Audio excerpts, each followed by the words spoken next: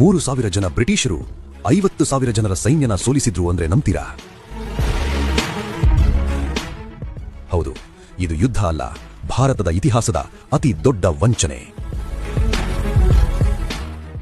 ಇದು 1757ರ ಪ್ಲಾಸಿ ಕದನ. ಬಂಗಾಳದ ಹುಲಿ ಸಿರಾಜ್ ಉದ್ ದೌಲಾನ ಯುದ್ಧದಲ್ಲಿ ಸೋಲಿಸೋಕಾಗಲ್ಲ ಅಂತ ಬ್ರಿಟಿಷರಿಗೆ ಗೊತ್ತಿತ್ತು. ಅದಕ್ಕೆ ರಾಬರ್ಟ್ ಕ್ಲೈವ್ ಆಡಿದ್ದು ಒಂದು ಡರ್ಟಿ ಗೇಮ್. ಸಿರಾಜ್ನ ಸೇನಾಪತಿ ಮೀರ್ ಜಾಫರ್ಗೆ ಸಿಂಹಾಸನದ ಆಸೆ ತೋರಿಸಿ ಬುಟ್ಟಿಗೆ ಹಾಕಿಕೊಂಡ್ರು. ಯುದ್ಧದ ದಿನ ಜೋರು ಮಳೆ ಬಂತು. ಸಿರಾಜ್ನ ಮದ್ದುಗುಂಡು ಒದ್ದೆಯಾಯಿತು. ಆದರೂ ಛಲ ಬಿಡದೆ ಸೈನ್ಯ ನುಗ್ಗಿತು.